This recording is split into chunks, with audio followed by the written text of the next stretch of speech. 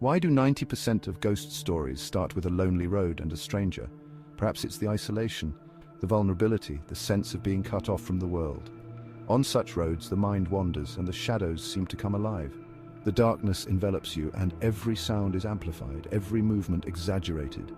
It's the perfect setting for the unknown to make its presence felt. Jess was driving home late one night. She had stayed back at work to finish a project, and now the clock was ticking past midnight. The road was empty, and the only company she had was the hum of her car engine and the occasional flicker of streetlights. She felt a sense of unease, but brushed it off as fatigue. The rain poured down in sheets, blurring the road ahead. It was as if the heavens had opened up and the world was being washed away. The windshield wipers worked furiously, but they could barely keep up with the deluge. The visibility was poor, and Jess had to squint to see the road. The only sound, the rhythmic patter of raindrops against her windshield. It was a soothing sound, almost hypnotic, but it also added to the sense of isolation. The world outside was a blur of water and darkness, and Jess felt like she was driving through a dream. Suddenly a figure appeared on the side of the road, a woman, drenched and waving her arms. Jess's heart skipped a beat. Who would be out in this weather? She slowed down, her curiosity piqued, but also a sense of dread creeping in. Heart racing, Jess pulled over. She rolled down her window slightly, just enough to hear the woman. The rain was relentless and the woman looked desperate. "Need a lift?" she called out. Her voice was shaky, a mix of concern and fear. The woman nodded vigorously, her eyes wide with fear. Jess hesitated for a moment, but then unlocked the door. The woman nodded, eyes wide with fear. Jess unlocked the door. The woman climbed in, her clothes soaked through and water dripping from her hair. She looked like she had been running for miles. Once inside, the woman pointed frantically behind them. "Drive, please!" she pleaded, her voice trembling. Jess glanced in the rearview mirror, but saw nothing. The road was empty, just as it had been moments before. Confused, Jess glanced in the rearview mirror. There was nothing there, just the dark, rain-soaked road. "What's wrong?" she asked, her voice barely above a whisper. "Nothing. What's wrong?" she repeated, but the woman was insistent. "Just drive!" the woman cried, her voice trembling. Jess didn't need to be told twice. She pressed the gas pedal, her heart pounding in her chest.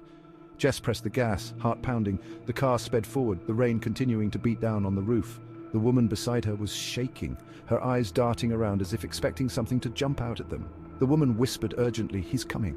Jess's mind raced. Who was coming? What was she talking about? She wanted to ask, but the fear in the woman's eyes stopped her. Instead, she focused on the road, trying to put as much distance between them and whatever was out there.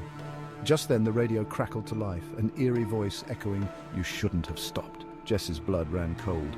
She glanced at the woman, but she was staring straight ahead, her lips moving silently as if in prayer. Panicking, Jess turned to ask the woman what she meant, but the seat was empty. She blinked, her mind struggling to comprehend what she was seeing. The woman had vanished, leaving only a puddle of water on the seat. The door swung open and the rain poured in. Jess's hands tightened on the steering wheel, her knuckles white. She was alone again, but the sense of dread had only intensified.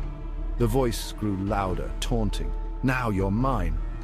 Jess's heart pounded in her chest. She slammed on the brakes, the car skidding on the wet road. She looked in the rearview mirror again, hoping to see nothing, but her hopes were dashed. Jess slammed on the brakes, but it was too late. The car skidded to a halt, and she looked in the mirror again. This time she saw the figure, a dark shape approaching fast.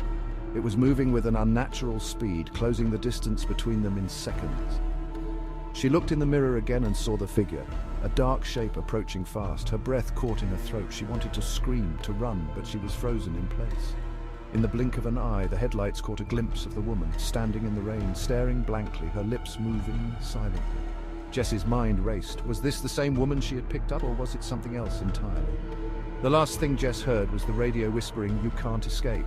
The voice was filled with malice, and it sent a shiver down her spine. She knew in that moment that she was trapped. The darkness closed in and the world faded away, leaving only the sound of the rain and the haunting voice on the radio.